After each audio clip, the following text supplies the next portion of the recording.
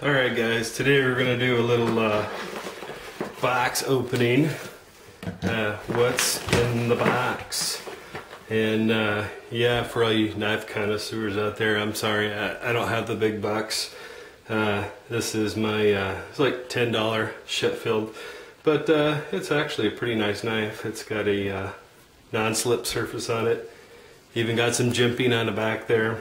And but you know what? It does the job, and I have it with me. So you know what they say, something is always better than nothing, every day of the week and twice on Sunday. So let's take a look. I doubt we'll even need a knife to get in here. The bag looks pretty beat up, but the contents shouldn't really matter.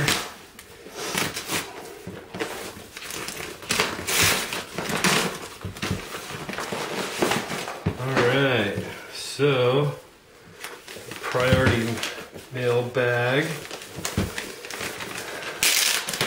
box on the outside, and then paper one on the inside. And yay, some of my favorite things, Mylar bags and oxygen absorbers. So here we are, and in part 2 of my video we talked about how that when if they're good quality oxygen absorbers, that your pill in there should be pink or reddish color, just like this one is. And if they're this way, then you know that there's a good chance that these oxygen absorbers that are vacuum sealed in here, that they're of good quality. And these I bought this time from a seller named Oak Tea, O-A-K-T-E-A, Oak Tea, and they're off of Amazon.com. And they got a pretty good package deal where you can get 10 bags and 10 oxygen absorbers. And I've been buying them 20 and 20. The bags are also pretty good too. These are like 4 mils thick. I think you might be able to here and there find some that are perhaps maybe 6 mils, but 4 seems to be about the going standard. I wouldn't use anything less than 4. But and then again, these oxygen absorbers are 2,000 cc oxygen absorbers. So one of these will take care of a Mylar bag pretty well, a 20 by 30, which is what these Mylar bags are. And but so this week we're going to finish putting up. We still have a bunch of rice that we already bought, that we need to put in Mylar bags and package in our 5-gallon buckets. And also remember, like in part 2 of my video about the buckets, as soon as you open these up, you need to put them in an airtight container, because as soon as you open these up and let the air in, they'll start to activate. And a good hint that you may have ruined your oxygen absorbers if you've let them sitting out too long is that they'll be warm. And it's the ingredients inside of here, actually what's happening is they are rusting, and when they're rusting, that is what's creating heat. And have the same ingredients in here pretty much as a hot hands warmer. And actually I've seen some users on YouTube talk about how that they use hot hands hand warmers instead of these. But so anyways, that's it for now.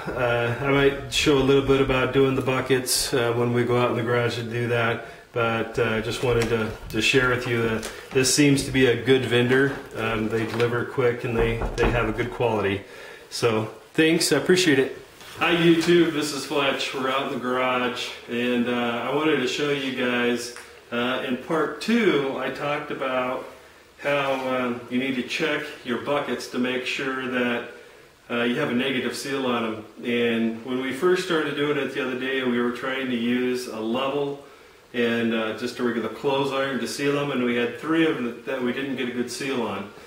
So here in a minute, we're going to cut them open, put new oxygen absorbers in them, and then reseal them, and we're going to take you along with us while we're doing that. But first I wanted to show you what I was talking about when I mentioned the oxygen absorbers, and that you need to be able to keep these in an area that's oxygen free so that they don't activate and become useless. So again, these are in the bag, and then it's got the red pill in there letting us know that these oxygen absorbers are still good. So I'm going to cut this bag open real quick, and as soon as I cut it open, I'm going to put them in this jar that has a rubber gasketed seal on it. So let's go ahead, do that real quick. So we've got some ready. And I always put the pill down at the bottom, so you know how much they've all been subjected to, how much oxygen they've been subjected to. Alright, so we've got them all in an airtight gasketed container, and we're going to take a break from the camera for here in a second. We're going to get set up to redo the bags, and we'll pick back up there. Alright guys, welcome back. So we're set up now to actually cut off the seam on this bag so that we can reseal it. For whatever reason, the seal on this bag failed, and I'll show you what I mean.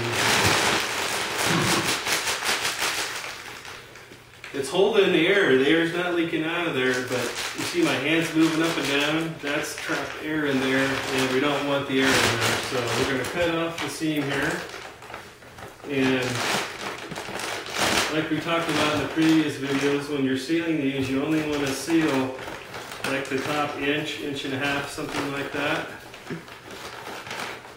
And it doesn't have to be an exact science, but it just needs to be effective. So here we are.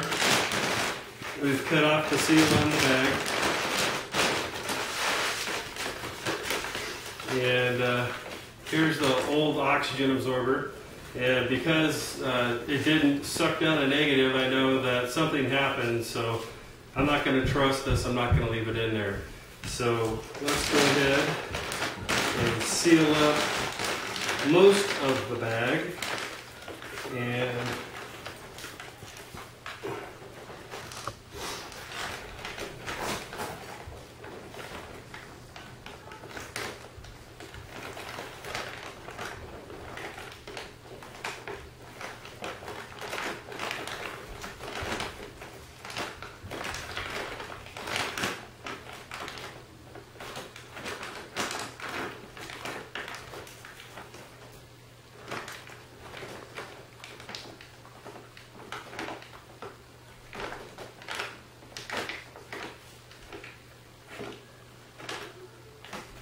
alright, as we talked about before, we don't want to touch this or crinkle it or move it around while it's still hot, because it might potentially break the seal. So we're going to take a break for a few minutes here, and when we come back, we'll finish. Alright guys, we're back, and Daniel's going to help us here with the vacuum. Now that our new seam is set up and cooled down, we're going to put a new oxygen absorber in there, and we'll seal it up for you. So fresh oxygen absorber. Put it in the bag, shake it down in there.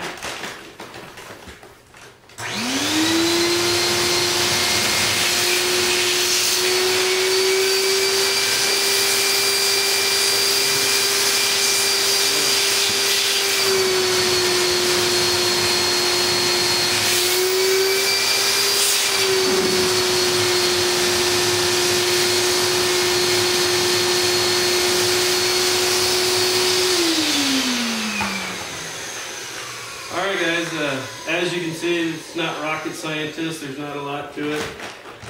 The idea, like I said, the vacuum is just to get most all of the air out of there. It's probably impossible to get it all out and still get the nozzle from your vacuum out of there before it actually seals. But if you start it out where it's sucked down on here, it's not tight. But by tomorrow this time, this will be sucked down on there tight. And tomorrow I'll show you what it looks like on the batch of buckets that we did. So Well, guys, this is it. Thanks for watching. And if this is the first one that you're watching, there's also a part one and a part two on my channel that you can take a look at as well. So thanks for watching. Please rate and subscribe. All right, guys, here we are. This is the day after that we just sealed up the rice, and as you can see, all of these bags have a good negative seal on them, and that's solid, and the bags are all sucked down on there, and this is how they should look when you're done. And if they don't look like this, I'd highly suggest that you go back and redo it, because that's what's going to give you the longest shelf life, is if you sucked it down on a negative like that. And yes, I know my garage is messy. It's still winter time here, and boys come down here and split wood, heat the house during the winter. So, but here we are. As a matter of fact, there's my son Daniel. Say hi, Daniel. Say hi. Hi. And this is my son Andrew. Hi. Say hello, Andrew. Hello. No, say hello, Andrew. Hello. Not getting the joke. All right. Hello, Andrew. All right. So anyways, guys, this is what they should look like when you're done, and if you do it how we're suggesting to you, this is how they will turn out. So thanks for watching again. I appreciate it. God bless. Okay, guys, so here's another product that you might want to keep in mind for long-term food storage. This is bulk spaghetti that our family bought at Costco, and in each one of these bundles there are 8 individual packs of a little over a pound each of spaghetti, and then inside the carrier there were 6 of those bundles, and then these bundles fit very well inside of the Mylar bags and in a bucket. So just another idea that you can do to put up pasta for long-term storage. The LDS cannery is always a good source. However, you know, I found on several things, particularly rice and pinto beans, that I could buy it just as cheap at Costco as I could the LDS cannery. So not knocking them in any way, shape, or form. They provide a great service.